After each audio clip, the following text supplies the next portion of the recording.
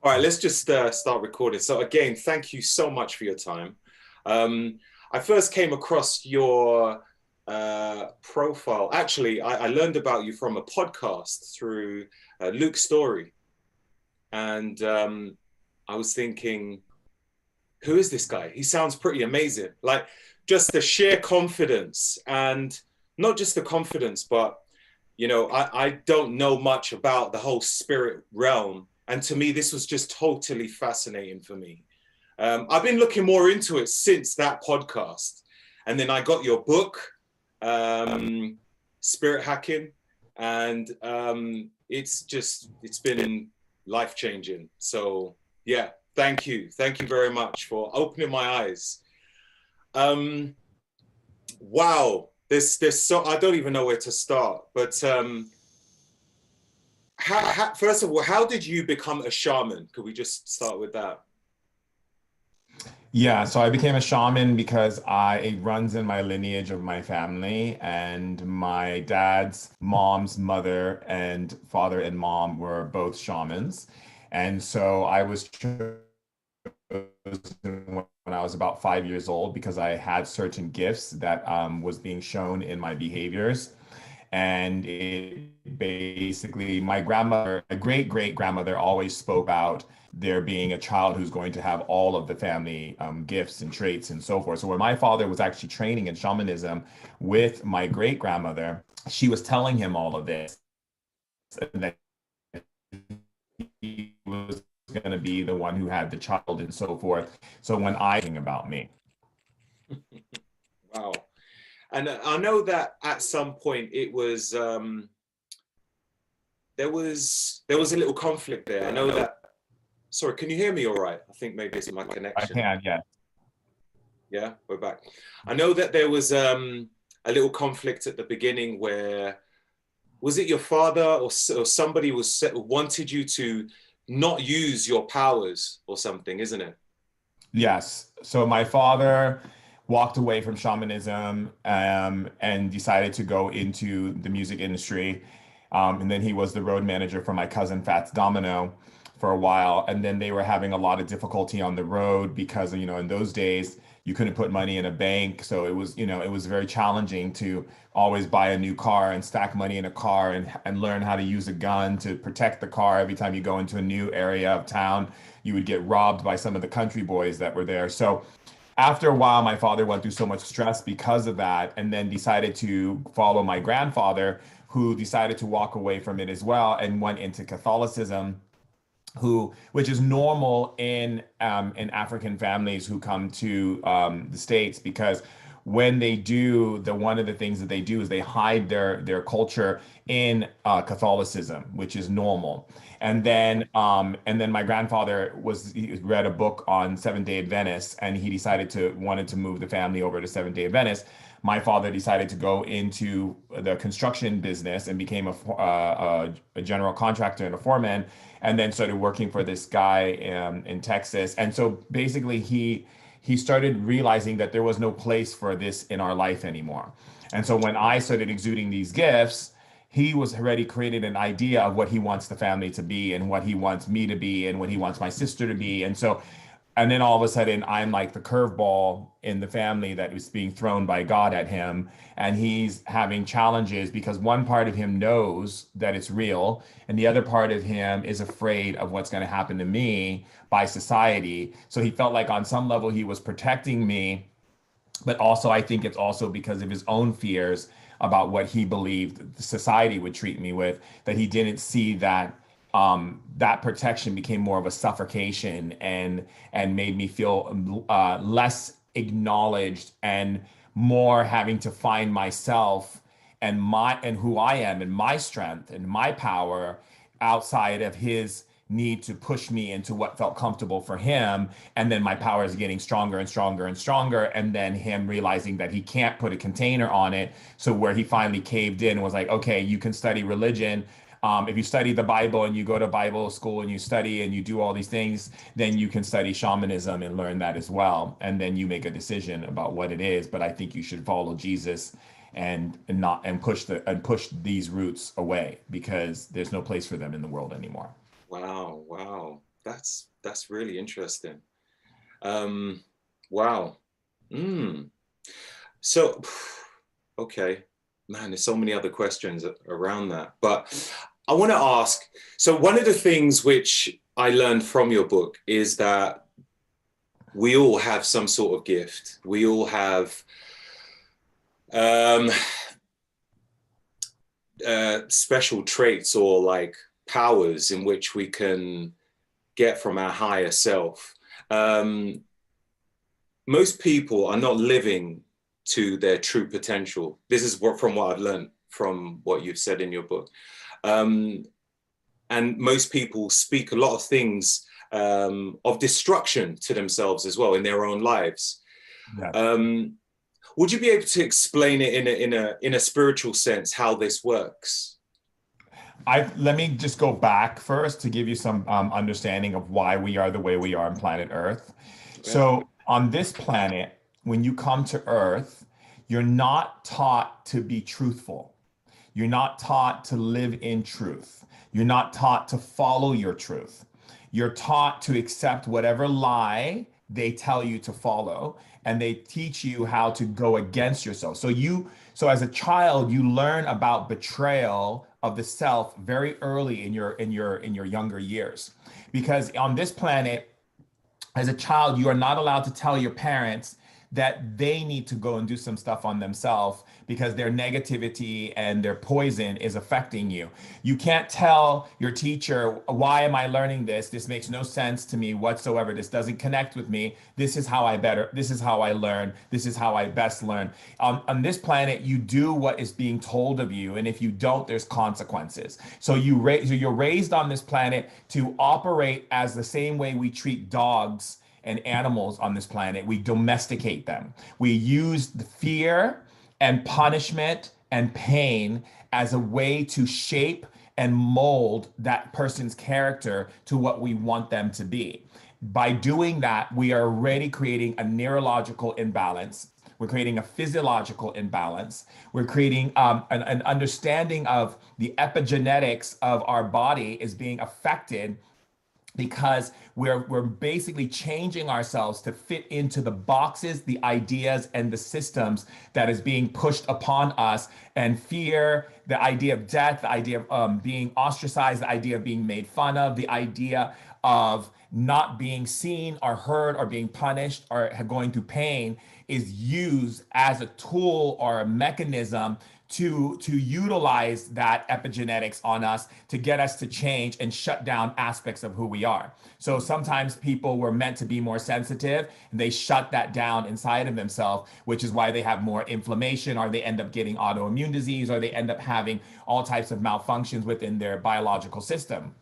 So every human being is supposed to be as God created them to be. There is not supposed to be any changes in the system as you are created. You are to be celebrated. This is the way it's supposed to be. But on this planet, we don't celebrate life. We change life to fit within our structure that we want to see. So people have all these natural gifts and abilities that are naturally born to them in this world, but then they shut them down as they begin to go through the industry of this system. The industry is the school system, your authority figures, the rules and regulations that are placed on you, the ideas that if you don't do this, then this thing's going to happen. And if you don't go to college and get a degree, then this is going to happen to you. So you start making decisions based on being liked and loved, seen and heard and appreciated and valued. And so on our planet, what is value? Success. What kind of success? Monetary success, public success, acknowledgement of reaching some type of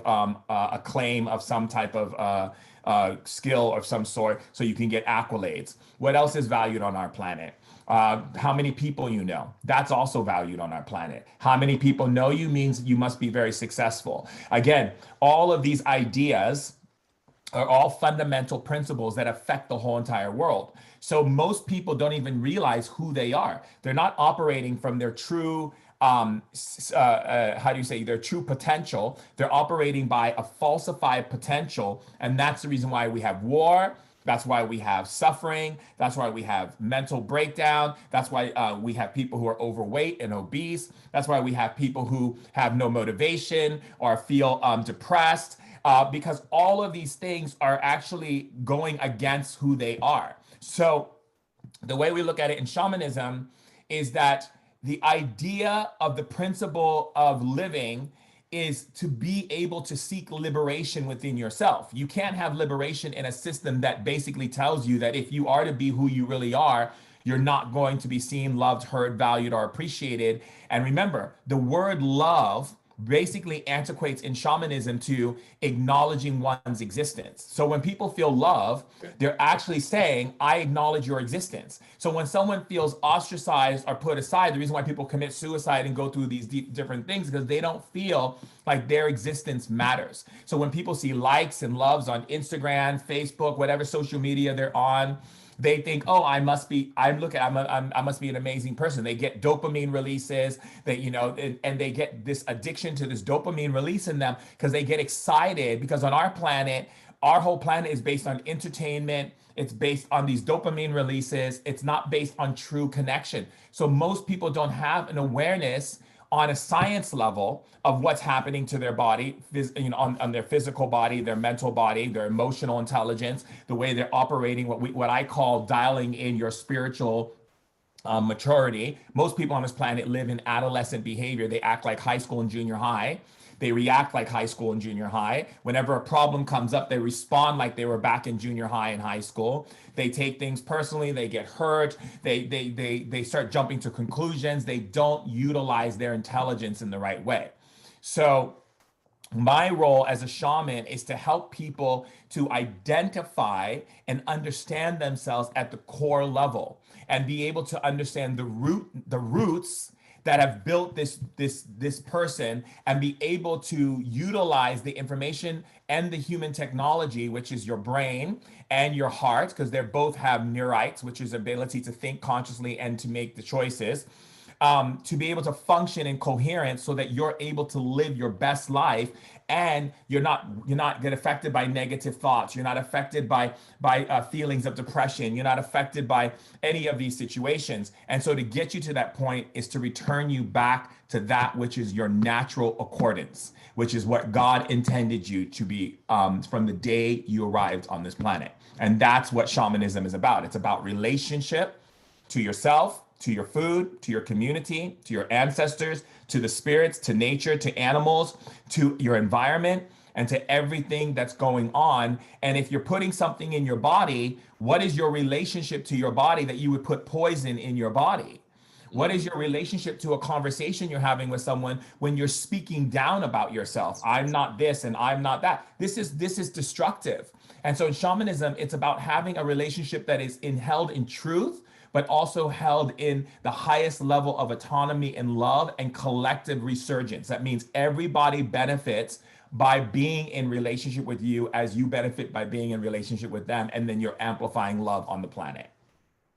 Wow. That sounds great. That sounds great. And it seems like somehow it's been lost in translation from the very beginning, from the moment we are born. We're just born into this system, the matrix, as you call it. That's and right. You also mentioned there's different forms of the matrix. And I know you just quickly mentioned a bit earlier about, I think maybe, did you say Christianity? I know you mentioned Jesus, but Christianity, even religions as a whole, is a form of the matrix. Would you be able to explain when you say the matrix so that people would understand? Yes. So the matrix is an industry that is based on making sure that you don't recognize that you have this immense power and capability. So think of it in this way. The matrix whole idea is to design a system that makes you incompetent and weak and codependent, so that you operate in whatever system they tell you to operate in without question, without doing your own due diligence, without looking outside of the veil that they have wrapped in and beautifully orchestrated around you, which we call the human comforts. Okay, so an example, let's use religion for an example.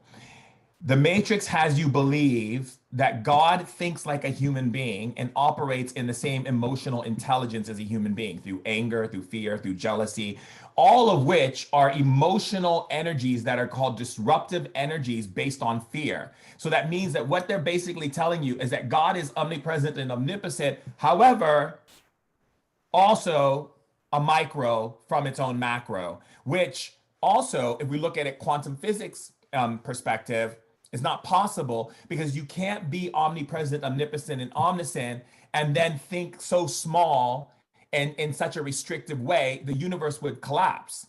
So it's not possible. That means that in order for God to exist, God must stay in one form of energy and operate in the understanding that everyone has the choice to choose whatever energy they choose in order for omnipresent, omnipotent, and omniscience to exist. So that means what? That means that love can never be, God can never leave the nucleus of love. So love is constantly the act of creation, the existence.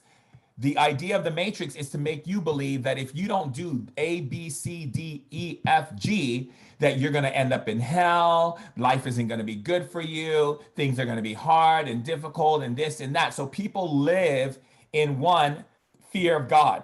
Now, basic psychology teaches you that you have a super subconscious mind, a subconscious mind, an unconscious mind, a conscious mind, and you're operating on relative information that is being given to you based on your own identity. So if you believe that your creator would be done with you and be and throw you to hell or judge you, and you're to be afraid of your own creator, then your brain and the way your brain operates, because it operates in duality. That's why I always say never listen to your brain, always listen to your heart, because your brain is literally a dualistic organ, and it operates in polarity. So whenever people don't understand that, they don't understand that your brain is a polarity organ, your heart is a quantum organ. So if your brain is operating in polarity, what it means is that if it believes that you are fear of your creator, then you're definitely in fear of yourself.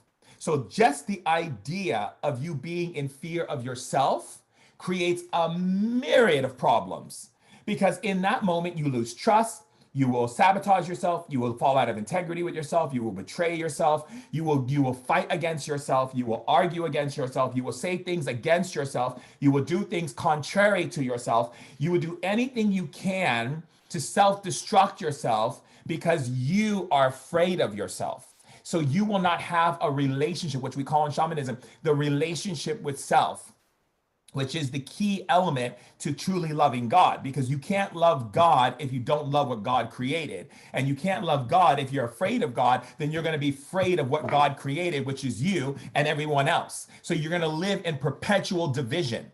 And that's a trick of the matrix, because if the matrix can get you to be afraid of yourself, then you will always be your own self-sabotager. You will always be your own enemy. You will always be the one who puts the roadblocks in front of you. You will always be the one who creates every single thing that is out of alignment, imbalance, or distorted in some way. You will be the orchestrator of all of those intentions, and you will be the one who has to look at all those intentions. And because you don't have emotional intelligence, because you don't have the understanding and the faculties to recognize quantum physics and the understanding of dimensional reality, you, as long as they can keep you in a linear perspective, which is the Matrix's wonderful gift of making sure we celebrate birthdays and anniversaries, so we have benchmarks.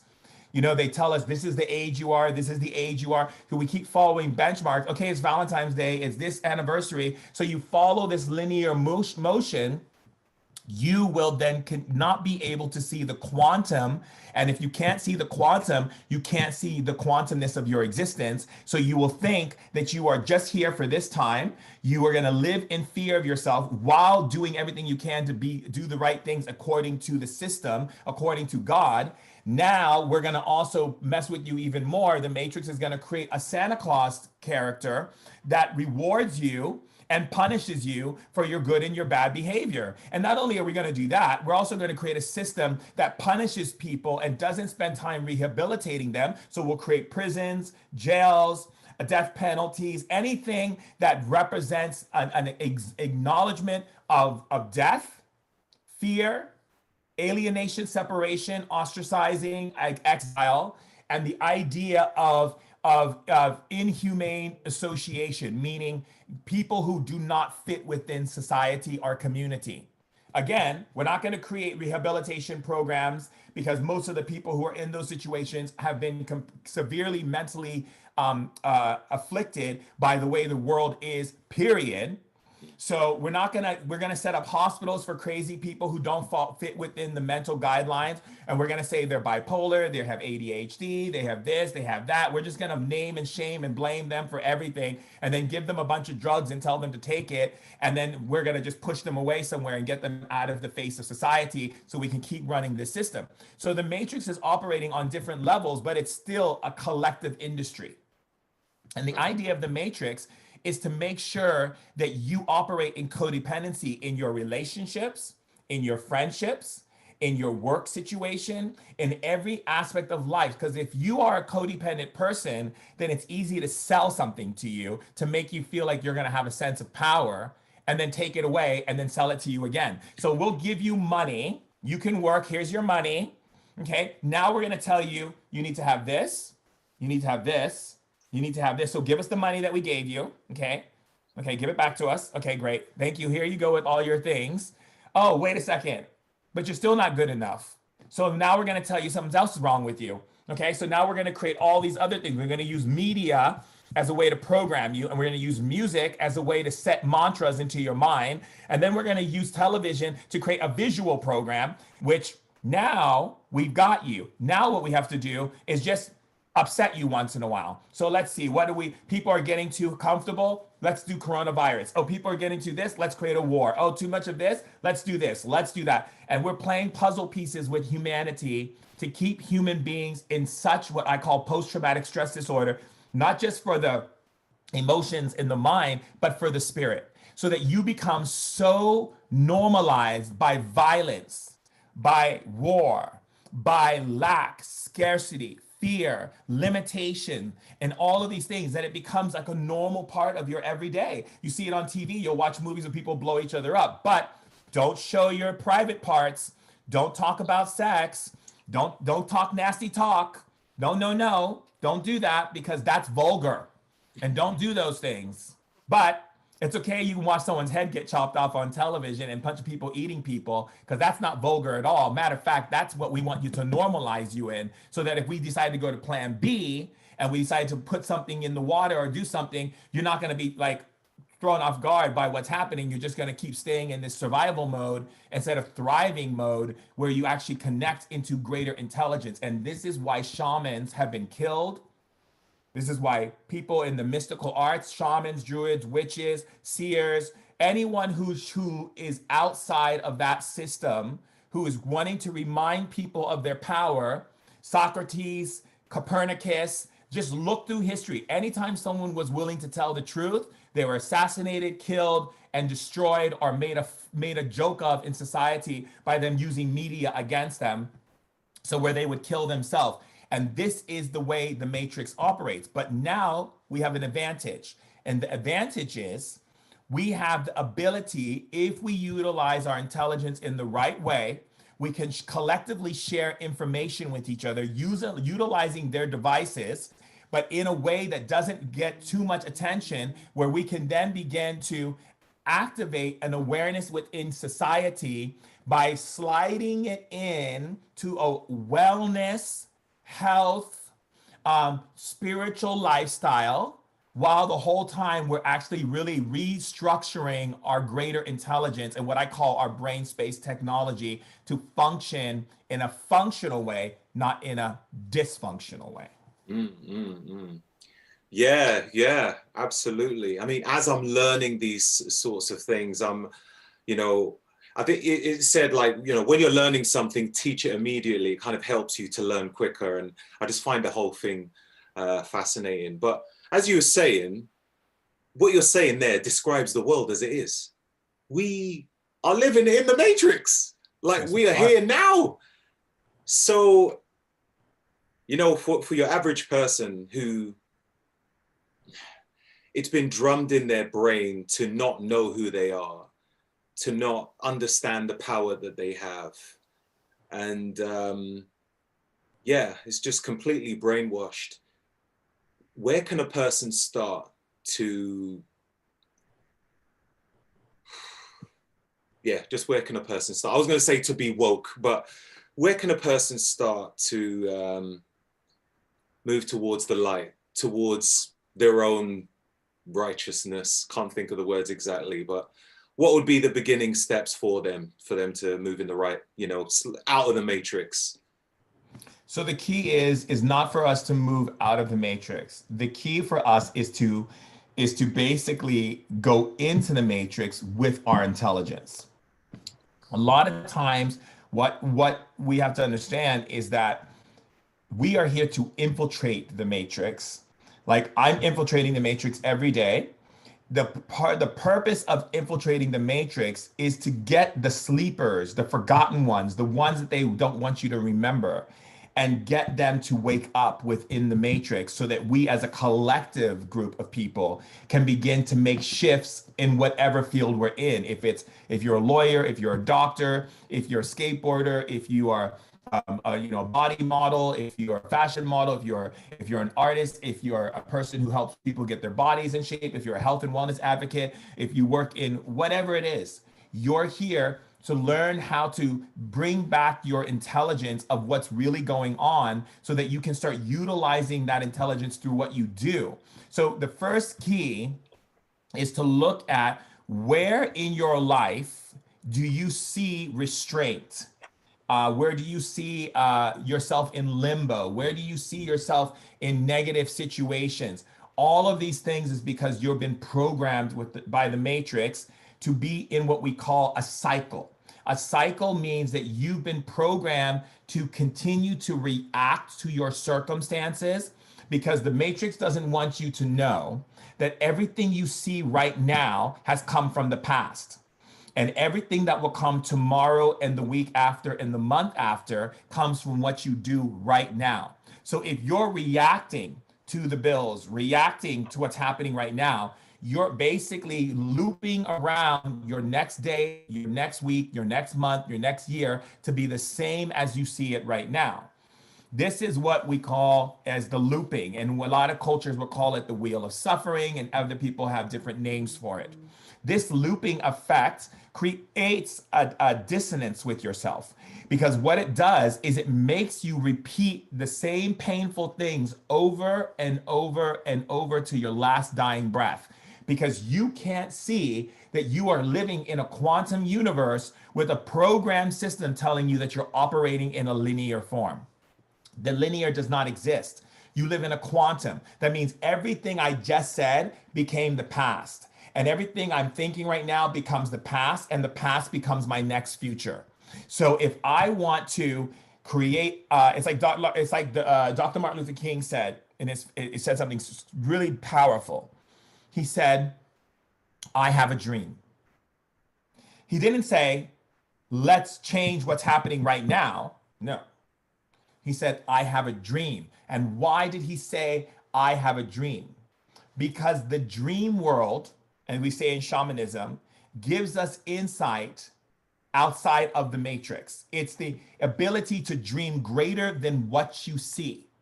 And most people, what they want to do is they want to crush your dreams. They want to make it so you don't dream, so you can't see possibility. So like for instance, let's say for instance, you have someone that is overweight, okay? And they want to lose weight, and they want to get their body in shape, and they want to do all these things. I'll use a perfect example. When they look in the mirror, they're looking at that weight. They're looking at the fat. They're looking at this. And the first thing that comes to mind is because they don't understand that they're living in a matrix, they do exactly what the matrix wants them to do. They want them to judge it. They want them to react to it. They want to accept what they see and then make a decision about what they see. So that way, when you make a decision about what you see in the mirror, in that moment, you're now creating it to be your tomorrow, your next day, your next month, and your next year. So that what happens is your brain then kicks in, well, this is going to be a long journey, or this is going to be really hard for me, or this is going to be this, because you're already creating the loop. But if you look in the mirror and you go, okay, This is how I've been treating myself in the past. This is a good looking window for me to see what thoughts I've had, how I've been eating, how much exercise I've been getting, and this is what the past I've been treating myself. Now I'm going to dream greater than what I see. Now you have a different thing happening. Now you're in sync with the quantum energy, and in that moment, you are defying the matrix.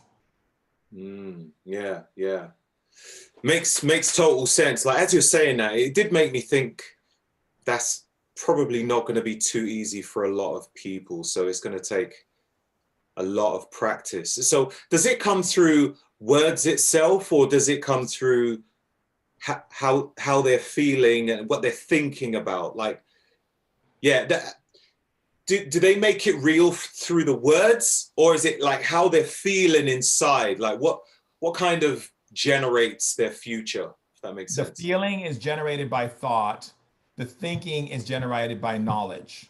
So again, if you think about it, right? Like I can say to you right now, here's what I want you to say. Say right now, Right now.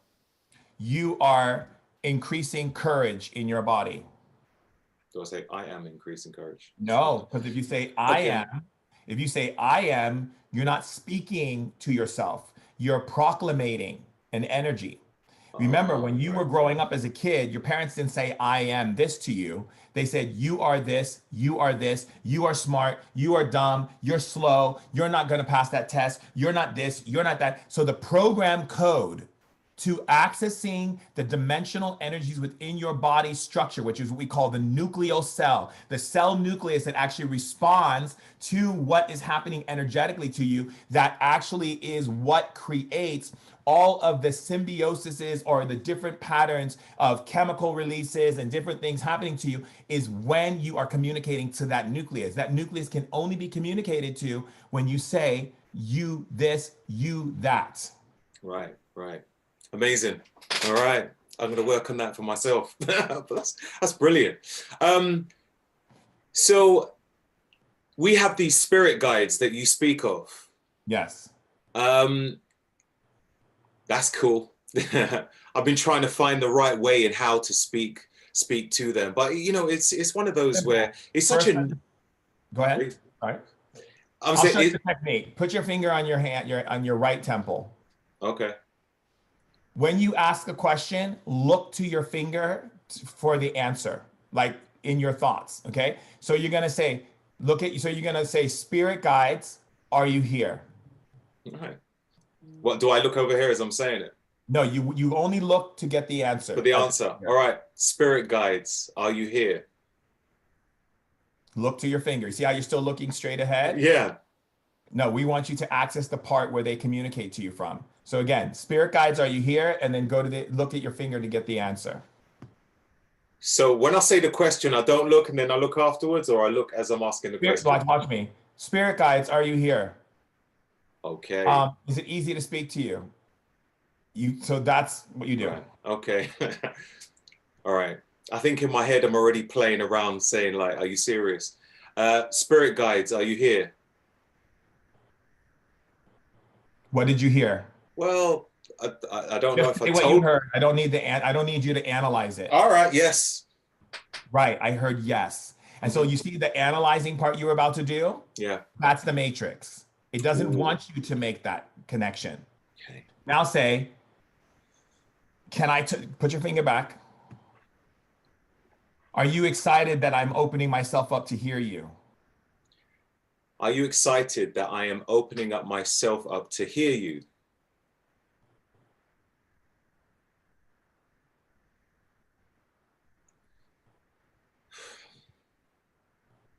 What just happened?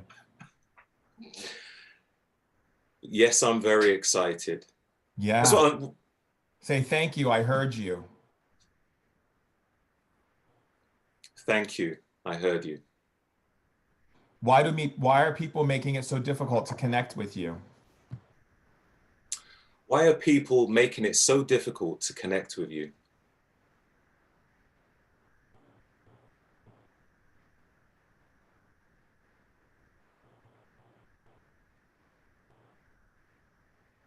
What did they say? I don't know. Because they don't understand. That's right. You heard what they said. Say, thank you. I heard you. Make sure you say, thank you. I heard you. So what it does is it programs your precognitive lobe to be able to realize that you're having a conversation so it doesn't let the matrix come in and try to pull you away from it. Mm. Now, watch this. Put your hand on your other side. Say, the voice that said, what did the voice say to you? Something like you're crazy. Is this for real or something like that? Yeah. Okay, good. Say, the voice that said, is this for real? The voice that said, "Is this for real?" Are you a program from the Matrix? Are you a program from the Matrix? Now look at your left finger. Look at it. No, Oh, see how you're same so way you did, but you're gonna look this way now. Ask the question again. just trying to remember what the question was. Um, The voice that said, "Are you serious?" the voice that said, "Are you serious? Are you a program from the Matrix? Are you a program from the Matrix?"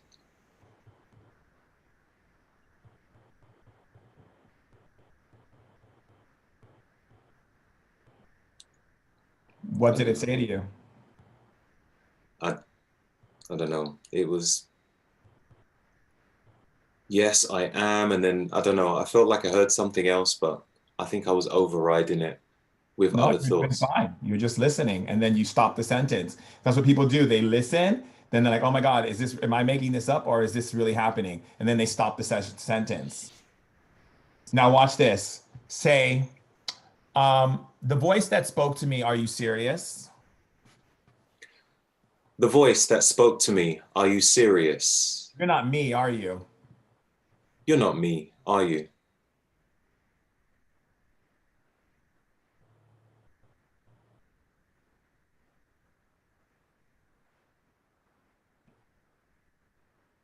What did it say? Yes, you are correct. Hmm. Thank you. I heard you. Thank you. I heard you. Would you like my help to return to the source? Would you like my help to return to the source?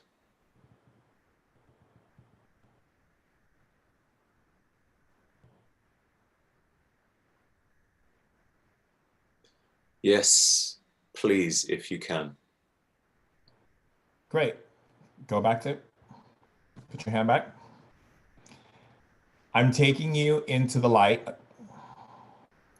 I'm taking you into the light, to a place of unconditional love.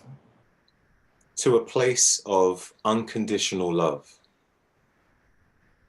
And returning you back to your original form. and returning you back to your original form.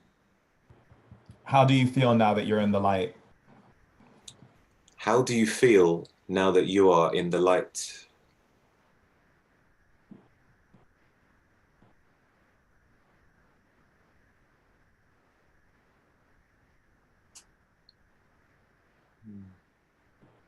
Ecstatic?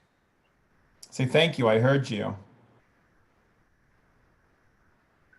Thank you. I heard you.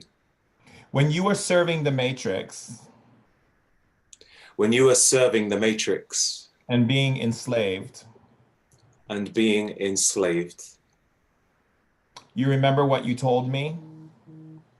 you remember what you told me? Now that you're in the light, what do you say now?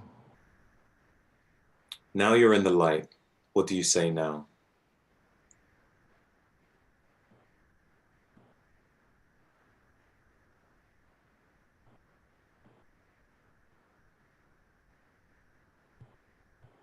And what did it say to you? Um, I don't know. Say, what did it say?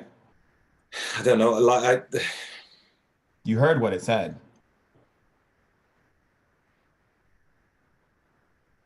I'm sorry. I'm That's happy right. now. Exactly. You did hear what it said.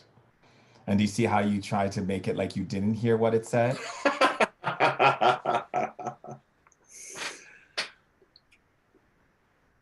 Yeah.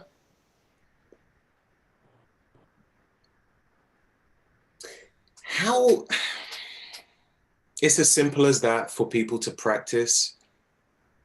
Okay. In fact, there's something I want to come to at the end, just so people can learn more about this from, the things that you teach and where people can, find your work and that sort of thing.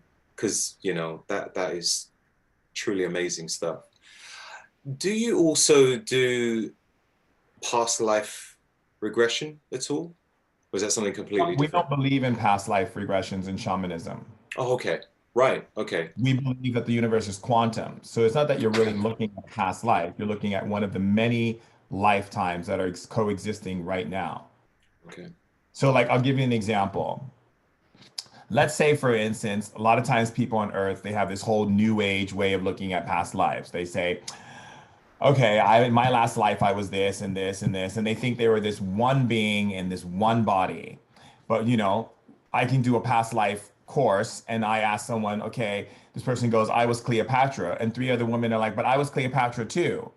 Well, I could be like Slim Shady and say, well, will the real Cleopatra please stand up? Please stand up. Because the truth of the matter is, they all were Cleopatra.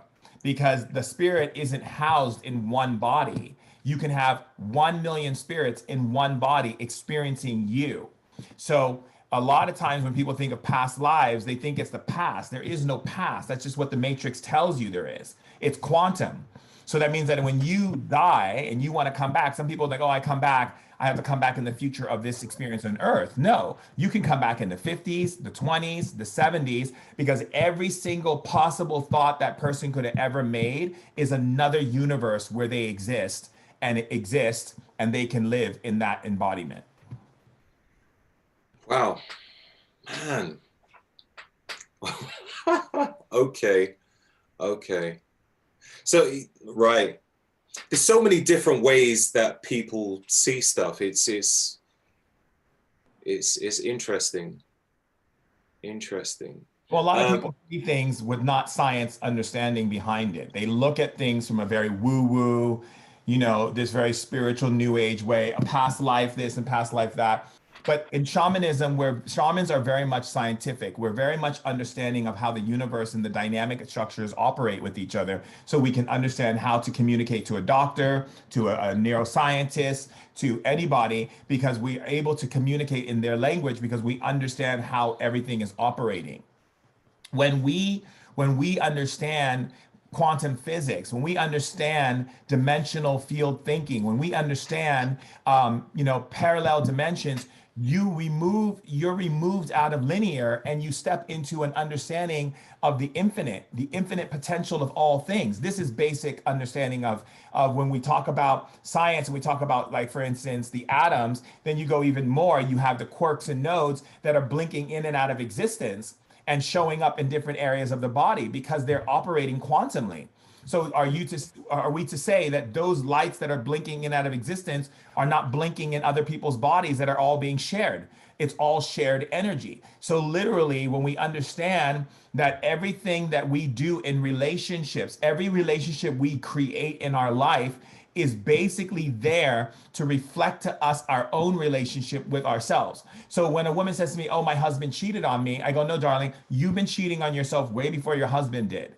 Your husband's just showing you what it feels like, that place that you don't want to look at inside of yourself and how you've been treating yourself. If someone says no one understands me, it means you don't understand you. No one, people don't listen to me. That means you don't listen to you. So in shamanism, we understand that the one is also the many, and the many is also the one. So when you understand that, you understand the individual creation, which is you. Beautiful, majestic creation, beautiful. Greatest way to love creation is to love what creation created. This is the shamanic principle. The understanding of that creation of you, the more of you is being acknowledged, the more of others are being supported. Because the more you pour into yourself, the more you're willing to go in the more you're willing to give from without. So people, you can always tell a spiritual person, because spirituality doesn't mean doing downward dogs and drinking green smoothies and going to India and drinking ganji water and puking, or going doing ayahuasca or ibogaine. This doesn't mean you're spiritual. Spirituality means one thing, that you are willing to do what it takes to evolve. That's it. Wrap it around all that the nonsense that people put into their lives. You can be a person who did, I know yogis, people I know in London when I was living in England, people I know in Amsterdam, people who are yogis in the States, and I've seen them be the worst type of people, because they are, you can teach the class and you can talk about the philosophies, but the thing is, are you a kind, generous, loving, open person? Do you put labels and definitions on people, or do you allow people to be seen through the heart of love?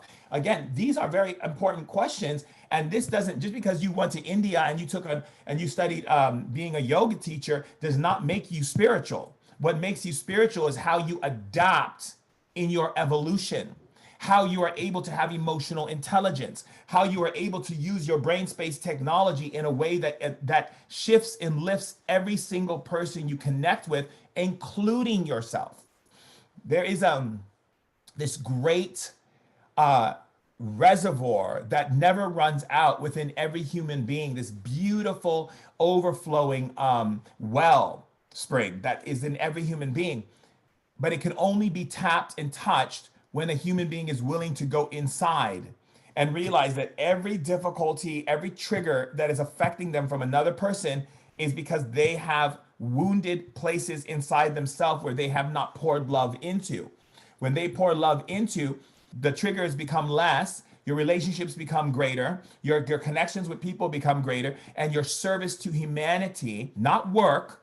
People say, I have to go to work. I don't work, I love, becomes something that is quite profound. And as Dr. Martin Luther King said, I may not get to the promised land. And that statement, I may not get to the promised land, is him realizing that it's not about the finish line, it's about the journey. Yeah, absolutely. It is. How would you install this sort of information in children? I mean, I've got a young one myself, and even times I think to myself, I might say something and I'm like, I shouldn't have said that. And one thing, I have this thing which you could say is a fear, is saying the wrong thing. And I think, I try to think, all right, before I speak, let me think about what I'm saying, because I don't want to condition her the wrong type of way. What would you say is the best way to help kids develop and think the right way, and not damage them with stupid words? So I work with a lot of children, and I do this thing in Israel called Love Parents and Kids, where I have the kids tell their parents what they really think versus what the parents think. And in England, I have a lot of children that I work with that I've started. Like I have one kid that just wrote me the other day. He started working with me when he was about 12, 11 years old, 11 and a half going on 12. Now he's a teenager, and he's so powerful in the way he thinks, the way he executes life, because he had all of this understanding. And I also work with parents, helping them to formulate an understanding of parenting that supports the new paradigm. First thing we have to understand is that we've been taught and trained to indoctrinate our children with our own belief systems and our own ideas of the world. This is the first mistake you can ever make, because your children probably know a lot more than you do. And the key element to actually really being there for a child is to go into their world, not always have them come into yours. So find it when they're doing something that makes them happy. It could be art, it could be playing video games, it could be anything. And then ask them to join in their world and start talking to them, not from a place of a parent, but from a friend. Asking them what their views of the world are and asking them how they came up with these ideas. And then when you see something that is not in harmony to love, to empowerment, you add information in, and then you let them make their decision based on that. But if you come in and start spewing all of your opinions, If your opinions are not supporting the highest level of growth for everyone on the planet, and it's just your own personal opinion because of your own experiences that you've had individually with something that was painful or hurtful or whatever, that's not the place where you want to share your knowledge and information. You want to share your triumphs. You want to share how you got to a greater place in yourself. You want to share your vulnerabilities to becoming stronger, because kids need to see that you're a human being that goes through things and that can overcome them. If you're always talking about the painful things that happen without showing them more triumphs than pain, then they grow up to become hurt collectors, and they begin to live life collecting those pains that you went through so they can understand the rest of the story. Remember, in shamanism, everything is about storytelling. The greatest tribes are the ones who have the greatest chiefs and shamans and medicine women who sit before the tribe and tell them stories of triumph, stories of victory, stories of healing, so that the tribe learns from those stories and cultivates a new mindset that allows them to believe that if this can happen, then this can happen for us as well. So the first key is always to lead with love and lead with positivity. That means what? That means that when you speak, always speak with the elevator going up, not down. So let me give you an example. If I said, things were really hard for me today, the elevator's going down. But then I don't put a period after a negative. Never put a period after a negative word. So then I'd say, however, new energies are coming in. I'm feeling a shift happening inside of me right now, and things are looking better. Now the elevator is going up. So when you teach your children to learn how to say words, learn to use their lexicon in a way that promotes the elevator going up, your children's intelligent level, IQ level, stress management level, the ability to have emotional intelligence, their ability to utilize their thinking process for solving problems and understanding situations will become so much more accurate and profound, because you're teaching them how to write new narrative, which means you're teaching them how to create narratives for their own life. Amazing. That's brilliant. That's brilliant. But yeah, it starts from the parent. The parent really, sometimes I listen to some kids and I'm like, oh gosh, who is the parent? You know, I might, be at my daughter's school and I see a behavior of a child and I'm like, yeah, it really does start with the parent. And I don't want to be that parent who just says some dumb shit. Excuse my language, but Okay. I want to make sure. Read my book, you know that I curse quite a bit.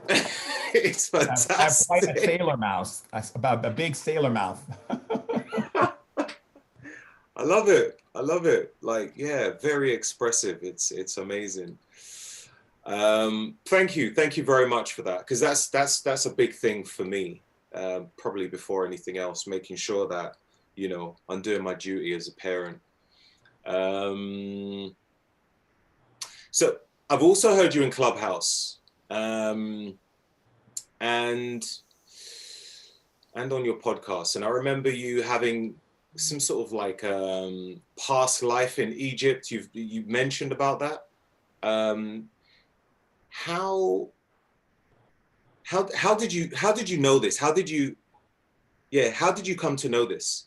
Like, I'd like to know, just thinking in my head, all right, what was my past life? But that's just not going to happen. So I knew because of very painful, traumatic experiences. One day my father was beating me and I was on the ground and I was pretty much losing consciousness from the beatings.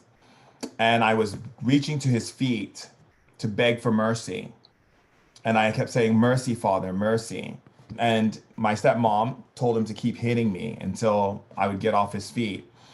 And when he kicked me off of his foot, I saw something, this light, and me sitting on in this chair, and there's these slaves carrying things, and one of them was being beaten by a taskmaster, and he crawled across the earth and grabbed my foot and begged for mercy, and I kicked him off of my foot, and I had him beat even more. And in that moment, I looked at my father and I said, I know why you're doing this. I understand now. And it was from that day I knew who I was in that life. And it was through that experience. And then, of course, I had other, of course, experiences like being in Israel, being invited to a Shabbat dinner the first day I arrived in Israel, and the grandmother on the table looking at me and staring at me during the Shabbat dinner, and then screaming and saying that she knows who I am and that I hurt her people. And that's why I came to Israel, to make it up to the people. Or like I'll be, on Instagram, and I'll get a message from someone on Instagram being like, I have to say you've changed. And like, what do you mean? They're like, I remember you. I remember in my past life, I used to make you these clay statues. And one day you came in and we used to always be afraid of your temper. You used to be so angry all the time. And you would throw the statues to the ground and break all the stuff that my mother and I worked so hard to make for you. And I've seen you many times. I've listened to you, and I think to myself, can he really change after being so, so cruel? And then one day I was with a friend. They were going to the Berkeley Psychic Institute, and they were getting a reading. And I was like, no, I'm not going to get a reading. And I felt this burning in my back, and walked over to the table. And the woman looked at me and said, I was just pointing at you. Did you feel me pointing at you? And I said, yes, it was like a burning in my back. She's like, yeah, I was just telling your friend to be careful with you because you were a pharaoh in another life and you have these ways about you. And I was like, interesting. And I go, and is that what you see? And she goes, yes, that's what I see. But I already knew because since I was a little boy, but I've had so many confirmations. And then when I met my girlfriend, the first thing, when we first started talking, and I'm like, she said the first thing she did when she walked in the door, she goes, I remember you. And then I said something out of my mouth like, yes, we were destined to meet long before time. And what was interesting enough was, when I was young, my mother, who's an oracle, said to me when I was about 14 that your future has already been set. So it doesn't matter who you choose to date, male, female, it doesn't matter because your woman is going to be the princess of Norway and you're going to be a part of the royal family. So you just know the spirits have already told me and this is what's going to happen. So I had blocked it out. So when I met her and it all came back, when I said to her, she said, I've seen you before. I remember you. And when we both spoke together and we both said, okay, well, what do we remember? And we said, okay, let's say it at the same time. And we're like, Egypt.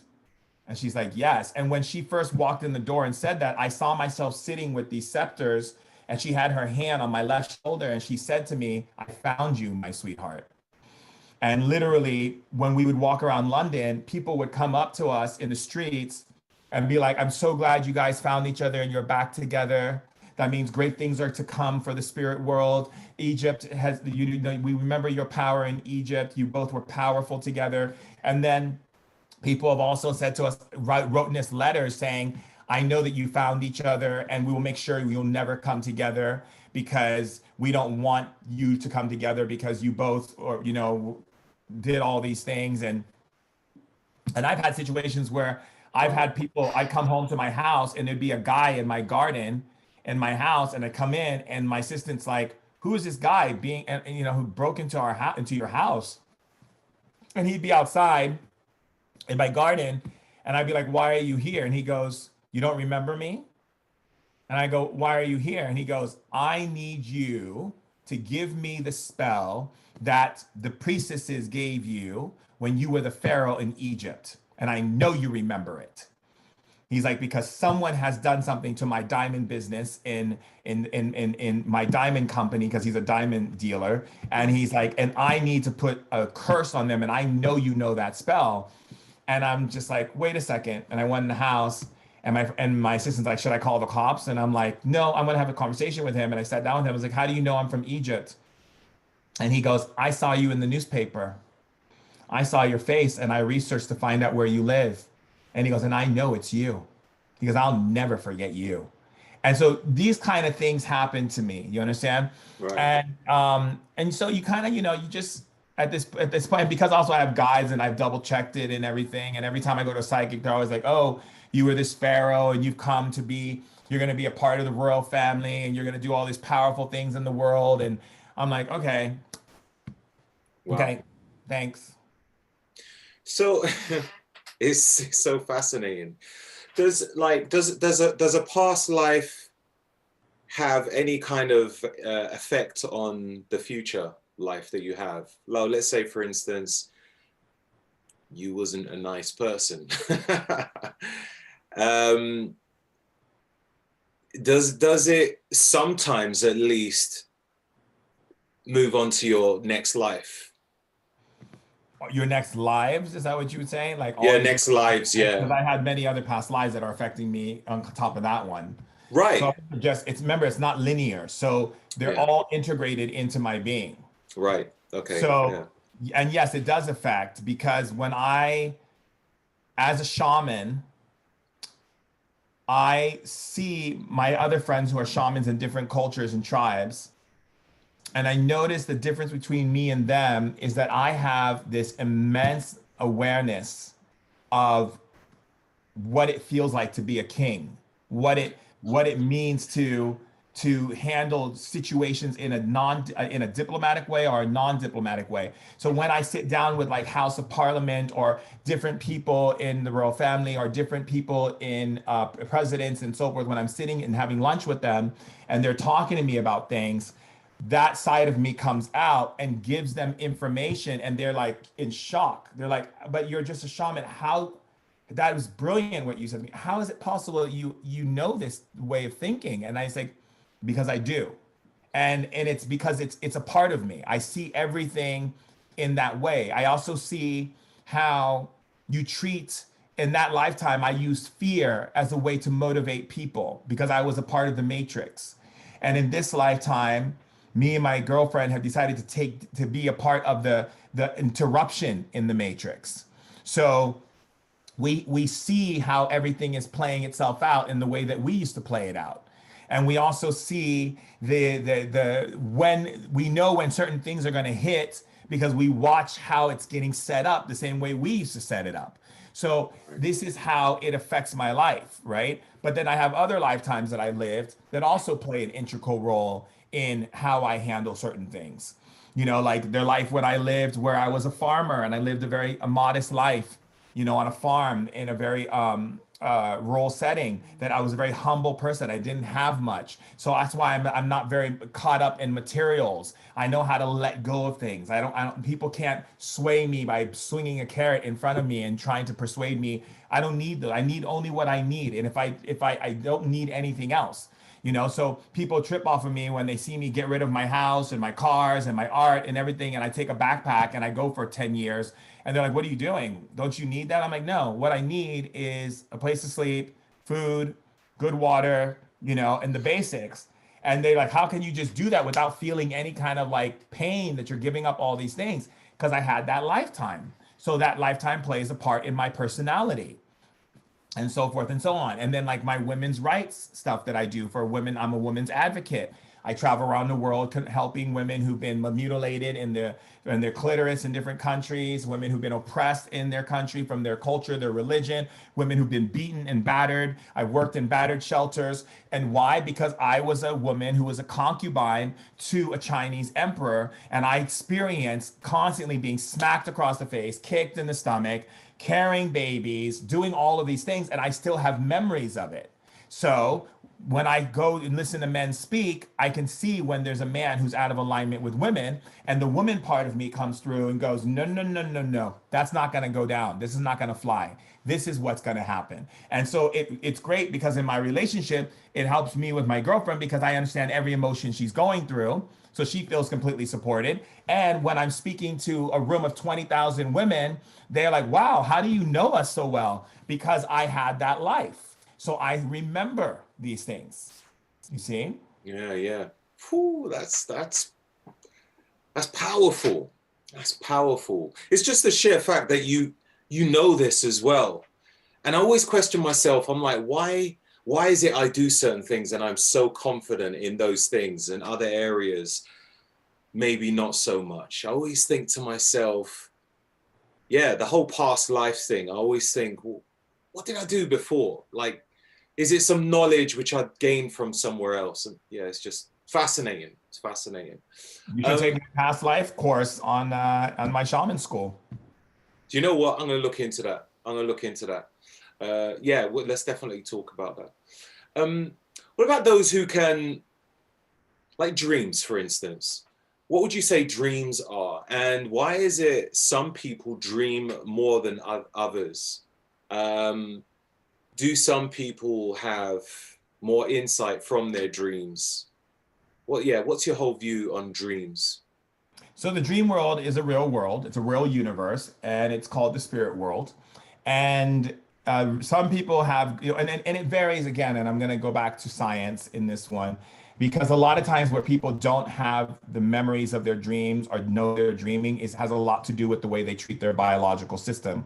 For instance, like their pineal gland being having too much calcification because they're eating processed food and lots of sugars and very just things that are affecting their endocrine system and really affecting their health can be one of the biggest factors of why they don't remember their dreams, because your spirit comes back to the body and then it sends frequencies into those places that actually can now then decipher that information and give it to you in your brain so you can see it, feel it, and experience it. Most people don't have that because their body is not able to handle it, because either one, they're overwhelmed, meaning they have too much stuff they're holding on to from the past, too many things they're thinking about in the present moment, and too many ideas of the fear of the future, of the uncertainty of things. That's too much input coming in. And when we have too much data streams that are being flooded, the body goes into what we call anxiety and stress and overload, and it shuts off different aspects of the frequencies of between the theta and the delta and the gamma and all these different frequencies in our brain. So we don't have access to that cognitive or experience of what we went through. So again, those scientific understandings are truthful and in science and do play an integral role in how we actually input information into our modus operandi. So again, when we think about it from the spiritual perspective, some people are more aware of the dream world because they have more things to do on planet Earth, and they need to be able to dream greater than the things they're experiencing on Earth and bring those dreams back into this waking world so they can implement those changes in this world. The dream world gives us the ability to create ideas and thoughts. Everything you see around you has come from someone's dream.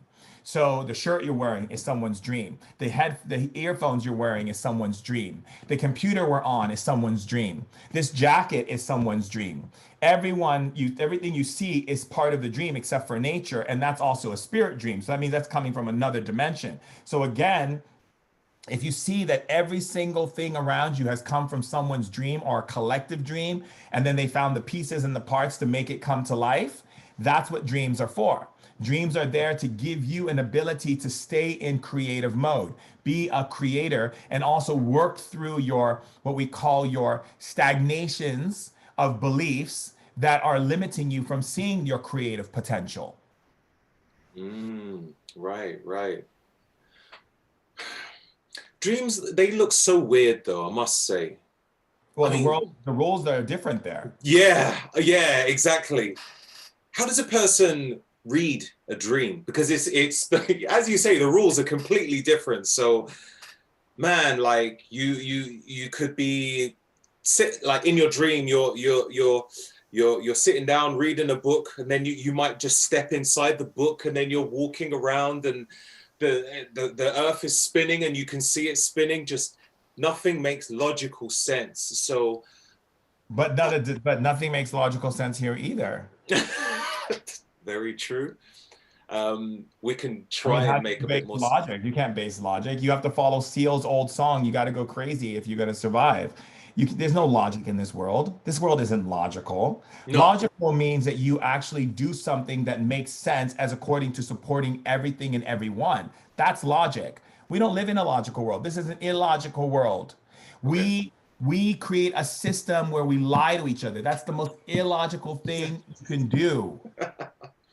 Very true. We have war so we can gain over other people as if those people are different from us when they're our brothers and sisters. We kill our own people because of the color of their skin, or because we hurt them because of the choice that they choose to share their body with intimately. We identify ourselves in boxes and labels, and we hold those labels with righteousness and pride to the point of taking someone's life, or fighting with someone, or creating more destruction on the planet. We destroy our own resources, We consume more than we actually need. We take more from the planet than we have to take. I mean, this is in the first chapter of the book Spirit Hacking, where I talk about the reason why we're in this blackout. Everything you see on this planet is illogical. So just because the dream world has different rules, we think it's illogical. How do you know it's illogical? What if it's quite logical? It's true. True. How do you make sense of it then? If you want to Well, try and learn from it and, you know, make some decisions in life. well, the first thing you have to understand is what kind of dreamer are you? Are you a lucid dreamer? Are you a dreamer who's playing out the story? You see? And then the other thing is to recognize, are you a witness to the dream, or are you the person in the dream, and are you writing the dream as you go along? So again, there's different kinds of things that happen in the dream world. So sometimes in the dream, you're in there, but you have a witness. The witness is watching you, which is you from another dimension watching you. And then, like in this world right now, as I'm talking right now to you, there's a witness watching my mouth move, watching my facial expressions, and learning everything about me. And that's also going into a storage of information. Now I can go into meditation and connect with that witness, or I could choose to continue operating and speaking and using my hands and communicating to you. In the dream world, you have a witness. In the dream world, you can be lucid. Lucid means you're aware that you are in that world. Then you can change things. You can make a door out of nowhere. You can say, show me my fears on earth that are really the biggest fears I have. And then the dream will change to fit those fears, like a holographic deck that you would see in Star Trek, where they go in and they say, fear at level 7. And then that's what so you know, you go in that. But then there's places in the dream world that you can access to the other side. You can visit family members. You can learn from different people who live their lives on earth, who are in the spirit world. That's what Edgar Casey did. He had someone who was sick. He'd go to sleep and dream. He'd find the person who knows about the medicine and the information. He'd bring it out, go get the medicine, give it to his patient, and they got healed. And he wrote numerous amount of books. Edgar Casey, look him up. Yeah. So the key element is to find out what you're doing. If you're the person who's in action, then what you want to do is pay attention to how you feel emotionally in that dream. That's what tells you what the situation is in our world. Wow, wow. I'm definitely the person who creates the dream, and if I'm not liking it, I can change it around. Okay, so you're lucid. Lucid, yeah. Now, yeah. do you go on missions? Like, do you meet up with other dream walkers to go on these missions where you're actually having to solve something or do something together as a group?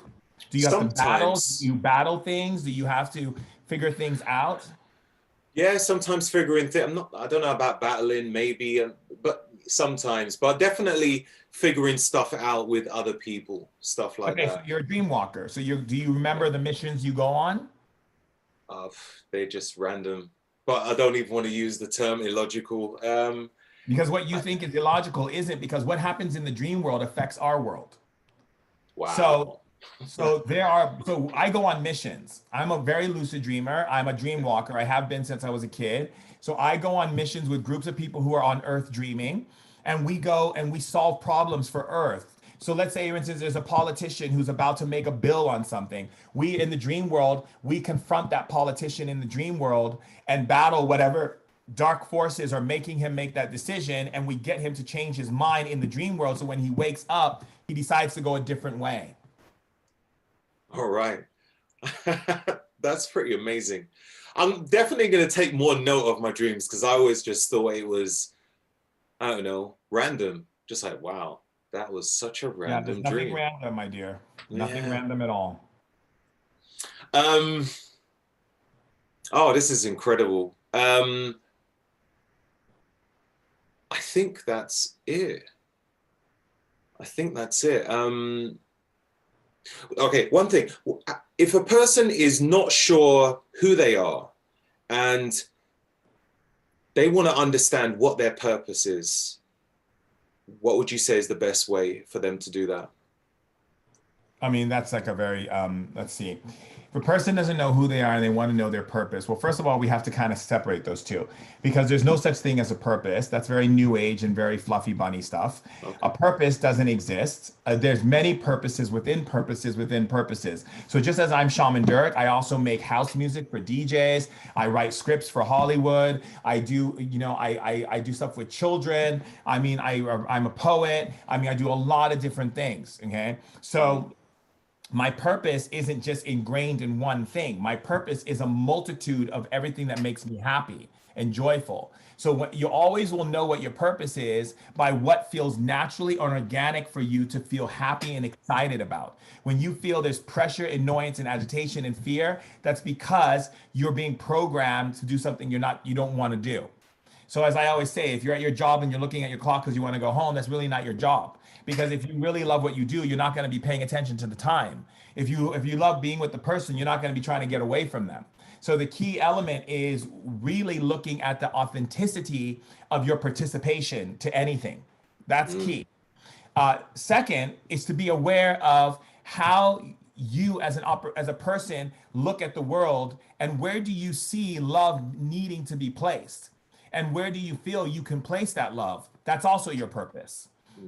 So that's how you find your where you are. Now, to find yourself and to know yourself is a key about you getting to ask yourself the questions, getting to know yourself. Like, you can come and check out some of the things that I offer, like the healing temples on Saturday. Come to some of the workshops that I do, where people who come in there who didn't know themselves write me letters and are like, I know who I am now. I know what I'm here to do. I know the many things I'm here to do. I'm super lit. I'm living in the Liddy committee. I'm a part of the Lit tribe, because the key element here is to be able to cultivate the knowledge of getting to the place of knowing yourself. Knowing yourself isn't just, I'm going to know myself. Knowing yourself is having the ability to have the know-how to know yourself.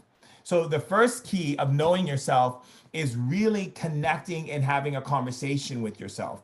It could be on paper, where you just write down, like, what are some of the things you don't like that you keep doing? And then you write it down. What are the things that you want to do, but you don't do because you keep putting it down? You write that down. You start learning how to interact with yourself. I always say the greatest person that you need to learn to have a great relationship with is yourself, because you never leave yourself. You can have a relationship with another person, a friend, but they might go to a movie theater, they might go to the bathroom, the loo, they might go to a trip somewhere, but the person you can never leave is you. So best get to knowing yourself and spending time with yourself and loving spending time with yourself, so that you have the most deepest, loving, nurturing relationship with yourself, so that you can have a greater relationship with others.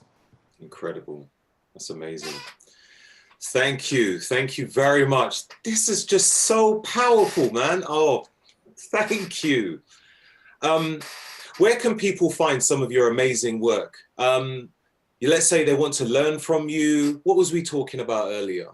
We have the Shaman School, which you can go to shamandurek.com and get on the Shaman School. Look and see which courses connect with you. And you can do that. You can get every day on my Instagram, I'm giving nothing but content.